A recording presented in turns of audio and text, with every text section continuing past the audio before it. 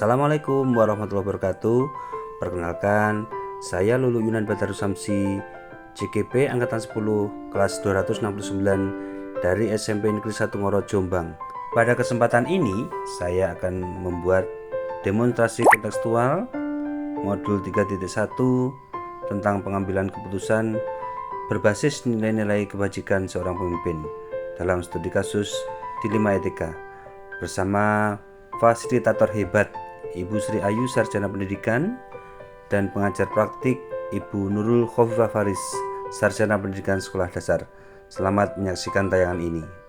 Tujuan pembelajaran khusus, calon guru penggerak dapat melakukan suatu analisis atas penerapan proses pengambilan keputusan berdasarkan pengetahuan yang telah dipelajarinya tentang berbagai paradigma, prinsip pengambilan dan pengujian keputusan di sekolah asal masing-masing dan di sekolah atau lingkungan lain. Pada kesempatan ini saya akan mewawancarai 3 kepala sekolah. Yang pertama adalah kepala sekolah saya sendiri, yaitu Bapak Sobirin, Kepala SMP Negeri 1 Ngoro. Yang kedua, saya akan mewawancarai Ibu Wi Astuti, beliau adalah Kepala SMP Negeri 2 Ngoro. Dan yang ketiga, saya akan mewawancarai Bapak Ahmad Khairul Anam, beliau adalah Kepala SMP Negeri 2 Mbareng. Berikut wawancara lengkap saya dengan 3 kepala sekolah. Ada, ya diantaranya ini masalah kenaikan kelas. Jadi ada siswa yang istilahnya karena ini dari keluarga istilahnya orang tuanya pisah, sehingga anak ini tidak bisa fokus di pembelajaran. Sehingga ketika mau ada kenaikan, anak ini ikut orang tuanya yang di kota yang di luar Ngoro, yaitu di Magetan. Ketika ambil keputusan, sekolah akhirnya ngambil kebijakan anak ini naik. Kalau menurut aturan naik, anak ini tidak bisa karena tidak memenuhi syarat, yaitu harus mengikuti pembelajaran kurang lebih 2 bulan ditinggalkan. Tapi kalau anak ini diputuskan tidak naik, karena ini masalahnya bukan anaknya ini tidak bisa belajar, tapi karena orang tua, ikuti orang tua. Sehingga ini harus ada keputusan dari Bapak Ibu guru bagaimana solusinya untuk kebaikan anak. Sebab kalau diputuskan tidak naik, anak ini jelas akhirnya tidak sekolah. Supaya ini anak, karena sekolah itu tujuannya supaya anak itu tetap belajar, kita harus cari solusinya. Bagaimana anak ini tetap bisa belajar, tapi kita tidak melanggar aturan. Betul, karena kita ini juga melibatkan faktor-faktor kemanusiaan dan yang lain.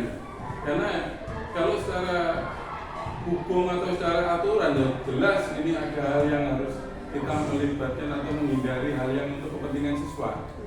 Tapi karena ini ada hubungannya dengan kepentingan siswa dan untuk kelanjutan belajar, ya kita harus mempertimbangkan itu. Jadi ini istilahnya bukan bujukan moral, kalau bujukan moral kan jelas salah benar tahu, dan ini kita langsung lewati saja.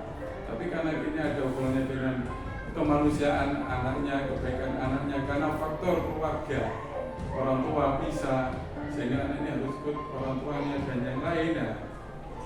Sehingga kita harus mengambil kebijakan. Sebenarnya masalahnya siswanya juga benar.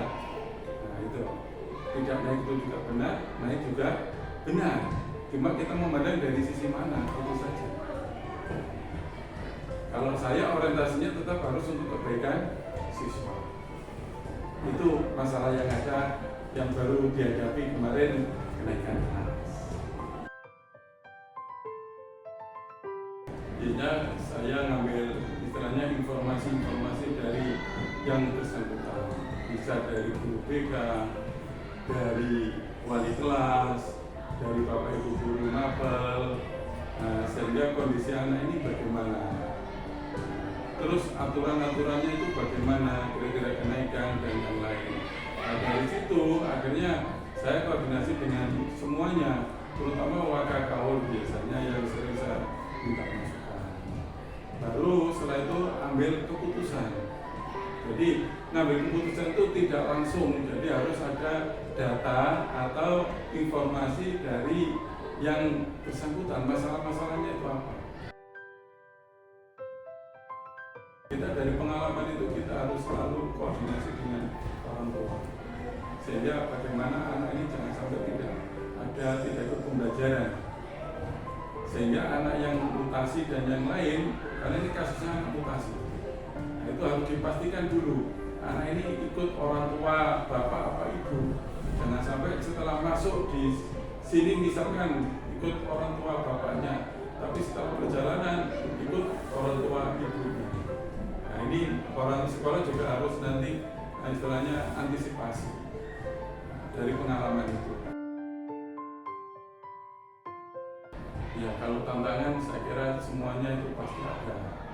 Cuma kami dari pengalaman itu dan teman-teman itu kan juga nanti antisipasi tadi. Jadi kita ngambil kebijakan itu dari pengalaman yang ada itu, sehingga untuk kedepannya kita ya untuk mengambil hal yang ada hubungannya dengan siswa tadi, terutama hubungannya mutasi, karena orang tuanya orangnya pisah, itu sekolah harus lebih, nah istilahnya harus lebih jeli dulu untuk kebaikan anak. Nah, jangan langsung anak itu diterima, karena untuk kebaikan anak ini nanti arahnya kemana, ikut siapa, bapak apa itu, sehingga ketika ada hubungannya dengan kenaikan, ya itu akhirnya tidak menimbulkan masalah.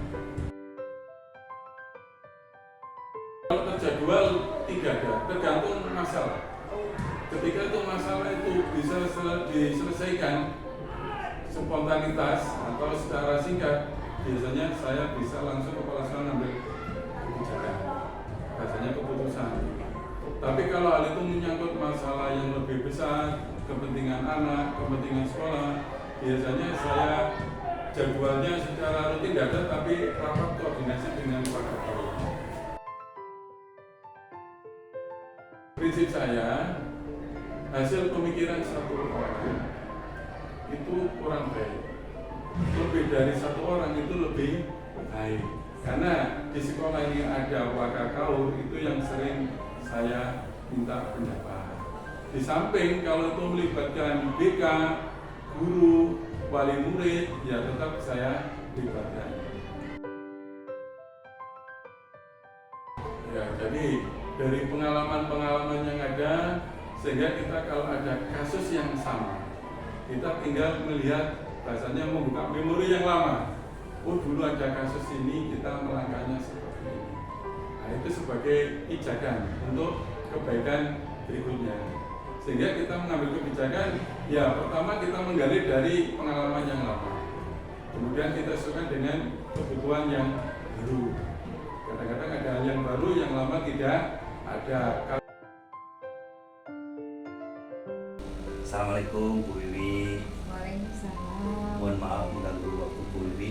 Saya ada tugas dari pendidikan guru penggerak untuk mewawancarai Bu Wiwi sebagai selaku kepala sekolah di SMP 2 ini. Ada tugas dari modul 3.1 tentang pengambilan keputusan dari seorang pembina. Iya. Dilema kasusnya awal itu kan anak-anak dari SD yang bermacam-macam SD ya Pak ya, sehingga karakter anak itu kita masih membaca, artinya sampai dengan hari ini ada anak-anak yang melakukan mengejek temannya dengan menyebut nama orang tua, perundungan. Kemudian ada anak-anak yang masih berangkat sekolah itu terlambat. Karena apa? Mungkin budayanya SD dan SMP bukan berarti tidak sama. Mungkin penekanan disiplinnya itu lebih ditekankan di SMP. Sehingga itu dilema-dilema yang kami alami. Yang pertama terkait dengan anak-anak. Satu, ini sudah ada contoh ya, dia tidak mau masuk karena dibully temannya. Kalau kami mengidentifikasi, kita lihat dulu sebenarnya anak ini dulunya bagaimana, belakang keluarganya, orang tua antara si anak yang dibully dengan anak yang membuli. Itu sepertinya anak-anak ini kalau kami melihat, kami identitas itu mereka hanya ikut-ikutan trending aja. Tapi sebenarnya anak-anak ini anak baik. Jadi kami identifikasi latar belakangnya, kemudian kita cari solusinya bersama Bapak Ibu BK. Kita panggil orang tuanya, kita sampaikan bahwa hal seperti itu memang tidak boleh dilakukan dan itu tidak baik. Ini salah satunya yang kami lakukan terkait dengan satu contoh. Kemudian kalau contoh lain terkait dengan keterlambatan anak, itu ada faktor memang satu, anak manusia. Setelah kami tanya kenapa dia manusia, karena bermain HP, kemudian ngopi. Nah, kami arahkan Pak, tidak kami tegur enggak, tapi kami beritahu bahwa sebagai seorang pelajar terkait dengan budaya sekolah, terkait dengan tata tertib dan aturan itu tetap kami sampaikan supaya anak bisa merubah mindsetnya bahwa kalau di SMP itu harus tepat waktu, harus rajin belajar, harus mengikuti aturan itu ya Pak Yunan. Ya.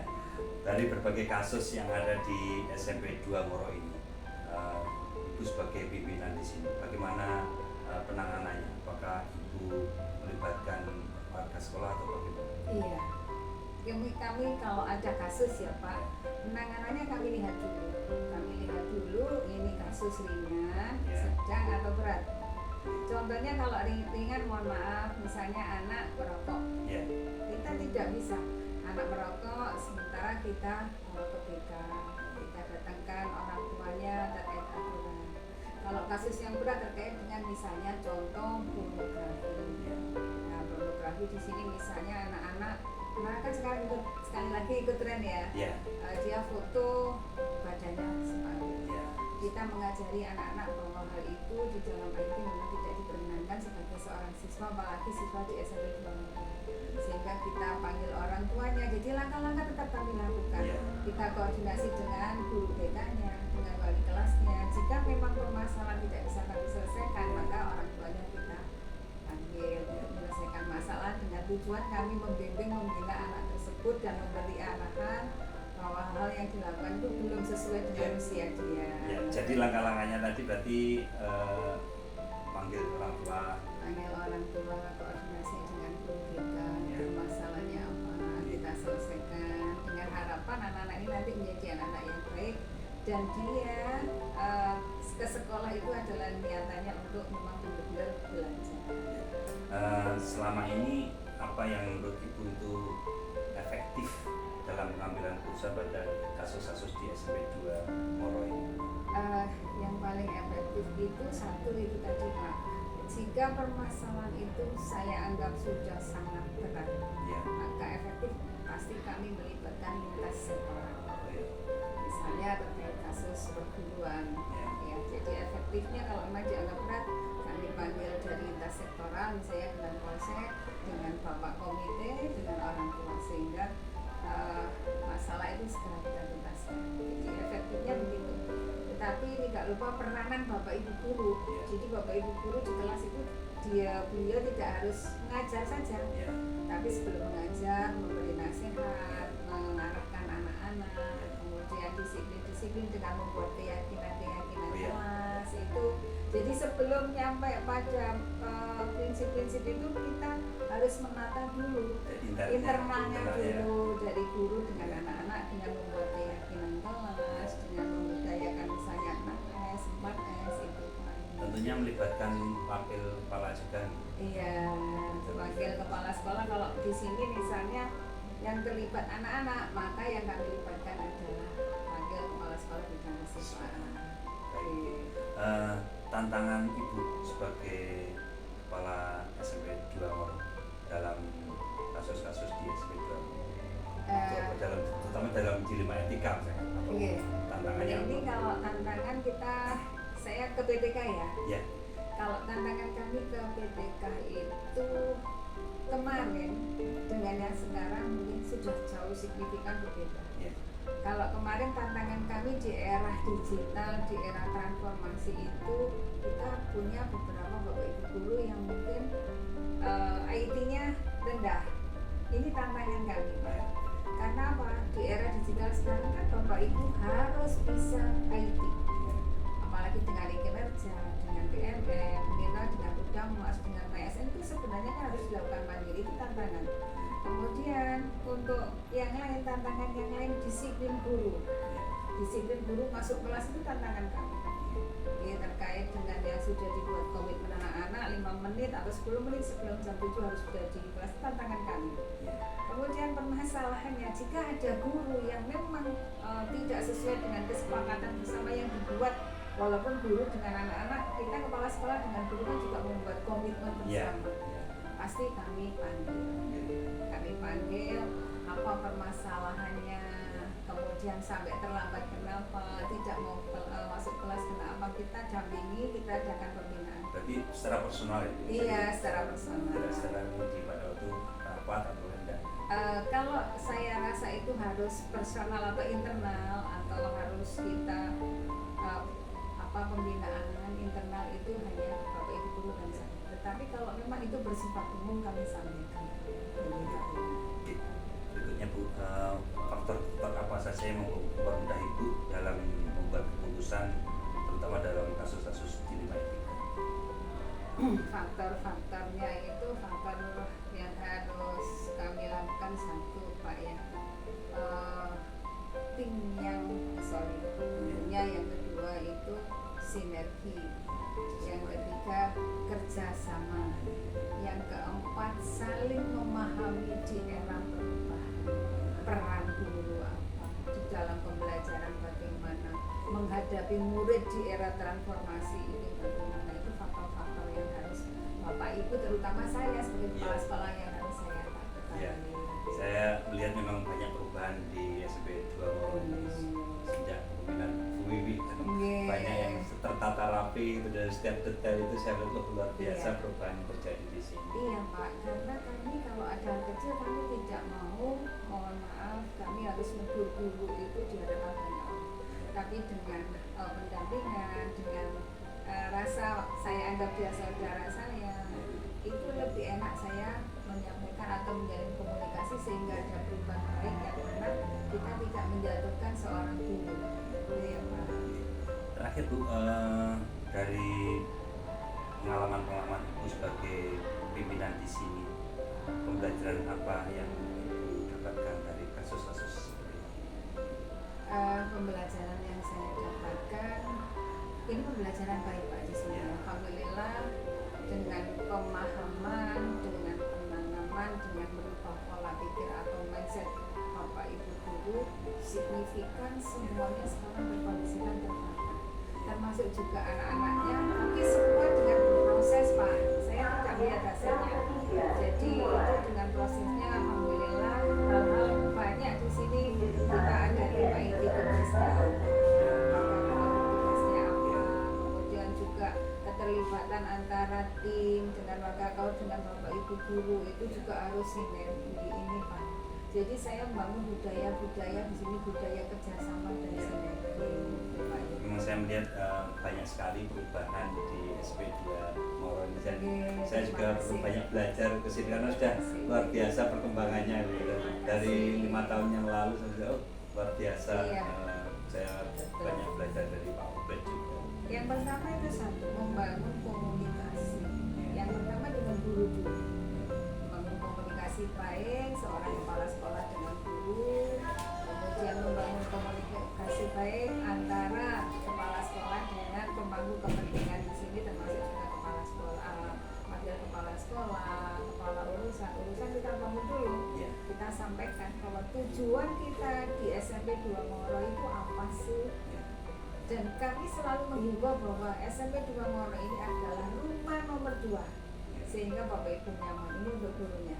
Kemudian untuk anak-anaknya kita sampaikan budaya sekolah itu bagaimana, kurikuler itu apalagi dengan di guru merdeka kita sampaikan, kemudian aturan-aturan kita sampaikan, kemudian kita juga sinergi dengan lintas sektoral, misalnya saja ya Pak ya, pengembangan supaya menjadikan yang seperti ini itu perlu proses sebenarnya, dengan Polsek Koramil tentunya, kemudian dengan Puskesmas, dengan komite, bahkan dengan desa. Kita kebetulan juga depan sekolah kan kantor desa.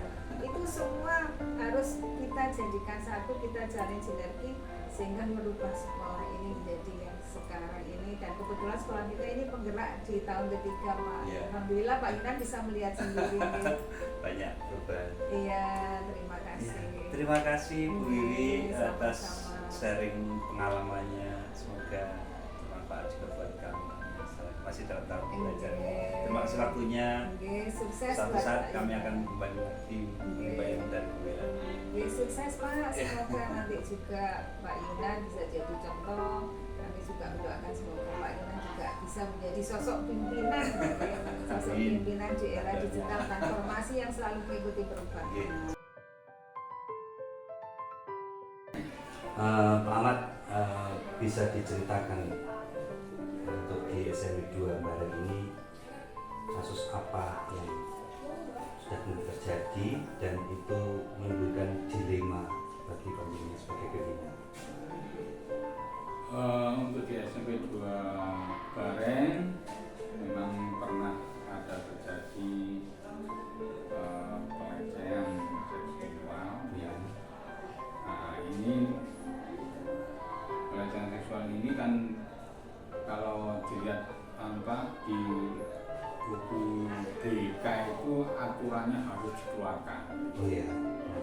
Padahal kalau di regulasi sekarang ini kan kita melihat undang-undang perlindungan anak, kita kan juga harus melindungi anak, memberikan pelayanan kepada anak. Nah, di sini menimbulkan dilema yang mana kita membutuhkan penyelesaian supaya bisa teratasi dengan baik. Baik, jadi kasusnya adalah pelecehan seksual. Iya. Nah, dalam pengambilan keputusan ini, terutama pada kasus-kasus yang menimbulkan dua kepentingan, Iya. sama-sama benar atau sama-sama salah. Nah, dengan bagaimana cara pengambilan keputusannya?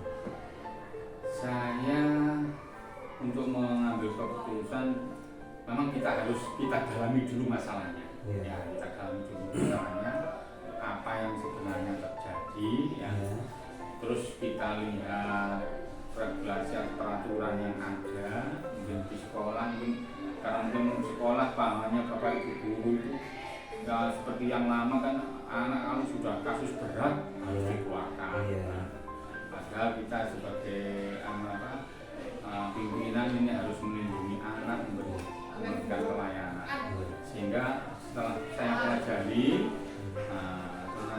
terus saya melangkah untuk memberikan atau briefing kepada Bapak Ibu guru, mungkin karena kasusnya itu termasuk kasus yang bisa sudah beredar di luar. Nah, otomatis saya juga harus memberi arahan ke Bapak Ibu guru, memberi penjelasan yang sebenarnya ya. Kemudian nanti kita ambil tindakan yang sesuai dengan peraturan yang terkini ya, untuk apalagi untuk wajib belajar kita harus betul-betul melindungi anak. Setelah memberi ke Bapak Ibu guru ya, langkah-langkah apa yang Bapak ambil setelah itu? Ya, setelah saya lihat memang peraturan di ini lama ya, sehingga Bapak Ibu guru itu kan banyak yang pahamnya anak yang kasus berat harus dikeluarkan. Saya harus memberi pemahaman yang benar sebenarnya bahwa anak ini harus dilindungi dan masih berhak untuk mendapatkan pelayanan pendidikan. Sehingga saya berikan pengetahuan, walaupun mungkin ada yang sebenarnya belum menerima ya. Nanti kan membantu menjadi contoh anak-anak yang lain kan gitu ya. Jadi dilema ya Pak ya. Iya. Mau dikeluarkan itu enak, kalau nggak dikeluarkan harusnya dikeluarkan gitu ya. Dibuat dilema. Sehingga saya juga konsultasi dengan dinas, konsultasi nanti dengan pengawas ya.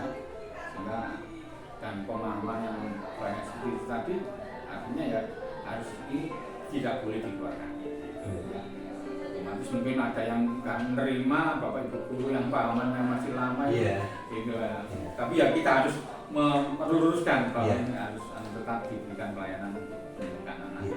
Luar biasa Pak Ahmad. Terus dari keputusan yang Bapak ambil itu yang Bapak anggap efektif efektif dalam mengambil keputusan itu pada kasus di 5 RK yang mana? Nah, setelah itu kan, ini kan kalau ke sekolah kan juga sekolah anak-anak kan mungkin anaknya juga tahu teman-temannya kan memberi dampak. Wah, sudah seperti itu kok masih diteruskan sekolah. Nah, itu di samping ke bapak ibu guru, kita juga harus memberikan pengetahuan bahwa pendidikan 9 tahun itu harus dilaksanakan. Ke teman-teman mahasiswa juga harus diberikan pemahaman. Nah, sekali itu tapi anak ini tidak saya suruh masuk, tapi pembelajaran di rumah. Jadi tetap memberikan pelayanan, tapi secara tidak langsung paling enggak kan supaya tidak anak teman-temannya itu melihat iri, sudah kasus seperti itu kok masih bisa sekolah, dan juga anaknya kan juga terlindungi dalam mendapatkan hak pendidikan, juga terlindungi di rumah. Jadi itu keputusan yang Pak Ahmad ambil, apakah itu melibatkan waka, atau iya, memang saya juga rapat koordinasi dengan waka KAU, dan saya mesti itu segala masalah kita berikan dengan waka KAU supaya kita sama-sama di lingkungan yang sekolah yang bisa menangani, dan saya juga tidak bisa menangani sendiri.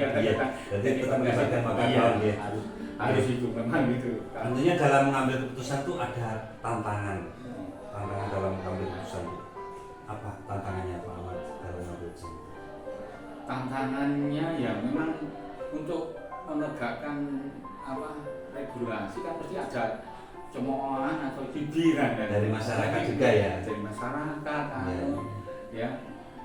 dari masyarakat juga ada yang seperti itu, tapi kan kita harus menunjukkan bahwa ini yang sebenarnya ini, dan alhamdulillah ya juga anaknya bisa memahami pendidikan di rumah, terus anaknya masih semangat untuk belajar sampai lulus. Saya lulus. Terakhir Pak Ahmad, dari semua yang telah disampaikan Pak Ahmad tadi, pembelajaran apa yang bisa Pak Ahmad ambil dari pengalaman Bapak dalam mengambil keputusan dalam dilema etika? Ya, untuk dilema etika memang kita harus tegas dengan peraturan yang ada, tegas dengan peraturan yang ada, aturan ada. Di samping itu juga harus komunikasi, kuncinya komunikasi untuk menanamkan ide atau mungkin pemikiran yang benar itu kan butuh komunikasi semuanya. Kalau komunikasinya tidak baik, nanti dengan komunikasi yang baik awalnya mencoba, tapi akhirnya kan saya setuju dengan Pak Ahmad. Jadi kita harus banyak-banyak melakukan komunikasi dengan Bapak Ibu guru, dengan warga masyarakat sekitar, dengan dinas, agar permasalahan yang ada itu bisa dikerjakan bersama-sama. Memang beda pendapat mesti ada. Dengan komunikasi kan nanti. Baik, terima kasih Pak Ahmad. Saya kira cukup untuk wawancara ini. Terima kasih banyak atas sharing pengalamannya. Nanti nanti akan saya terapkan di sekolah kami, dan suatu saat jika saya mau kembali ke sini lagi, mohon diterima ya Pak. Selalu terbuka dengan senang hati. Baik, terima kasih. Saya pamit dulu Pak Ahmad. Assalamualaikum. Dari wawancara yang sudah saya lakukan kepada 3 kepala sekolah, maka dapat diambil kesimpulan bahwa dalam pengambilan keputusan, kepala sekolah selalu berkomunikasi dengan wakil kepala sekolah, kepala urusan, wali kelas, guru BK, dan guru mata pelajaran. Dalam memutuskan suatu permasalahan, kepala sekolah selalu memperhatikan nilai-nilai kebajikan dan selalu berpikir panjang demi masa depan murid. Demikian tadi wawancara saya dengan 3 kepala sekolah yang ada di wilayah Kabupaten Jombang. Semoga tayangan ini dapat menginspirasi kita semua. Salam dan bahagia Bapak Ibu Guru Penggerak. Terima kasih. Wassalamualaikum warahmatullahi wabarakatuh.